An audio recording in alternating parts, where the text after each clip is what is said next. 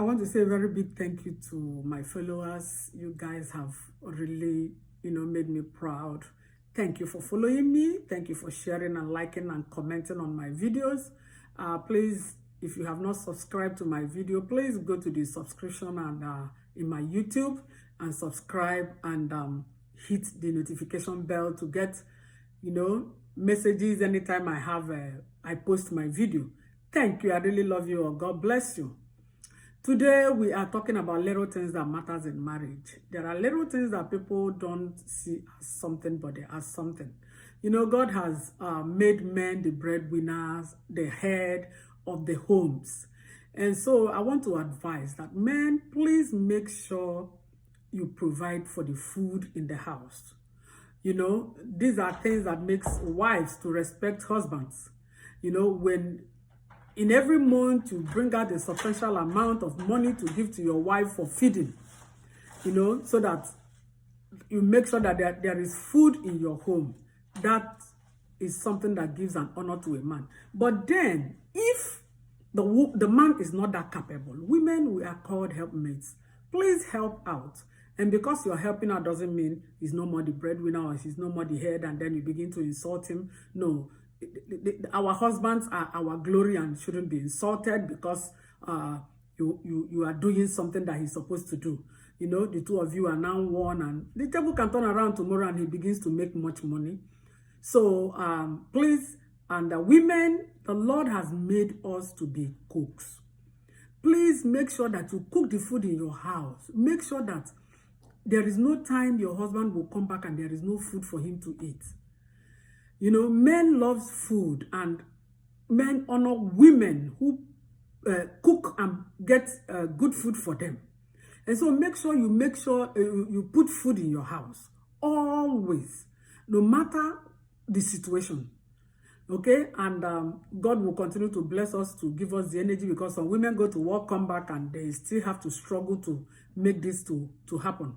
God will continue to be with you. Another thing is couples. You see, when your spouse comes back, please welcome your spouse with a hug and a kiss. It's so beautiful. It's so beautiful. I do it every day of my life. Welcome your spouse back with a hug and a kiss. And if possible, take off the person's shoe. Take off your husband's shoe. Wife, take off your husband, take off your wife's shoes.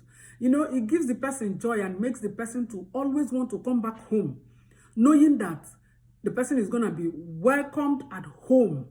Home is where somebody gets peace and rest. You go out for a job, you work, you hustle, you come back, you're going back home to go and get peace and love. Don't deny each other this peace and love.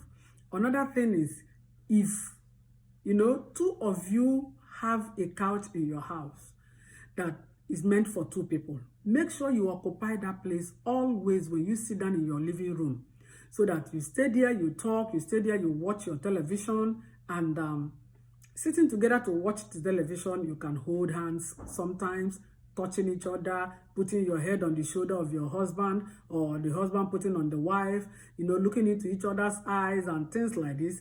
All this helps to spice up marriage. And then eating your dinner together.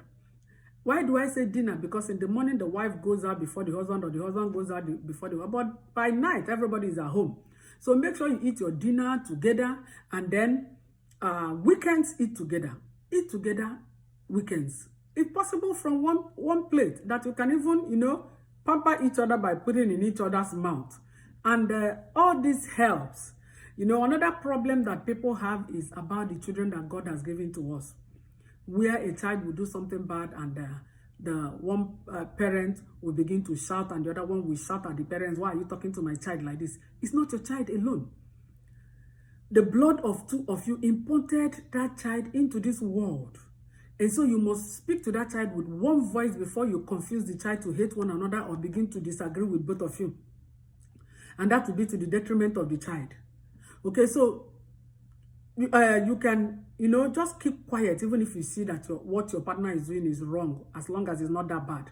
And then when you get inside, tell your partner that it wasn't right. And then both of you should agree and apologize to that child. Children should be loved the way we love ourselves too. They should be inculcated into your love life. Okay? If every man has a price, Find out what, will make your partner happy when you offend such one. Like me, my husband those days will go and buy chicken for me. And then the moment I see the chicken, I will throw away everything. I will forget about what he has done. And himself is his back. When I scratch his back and start telling him stories, he will forget what I have done. But then I said, no, sometimes men find it hard to say sorry. And then I had to start preaching. I had to start talking. And then he learned how to say sorry.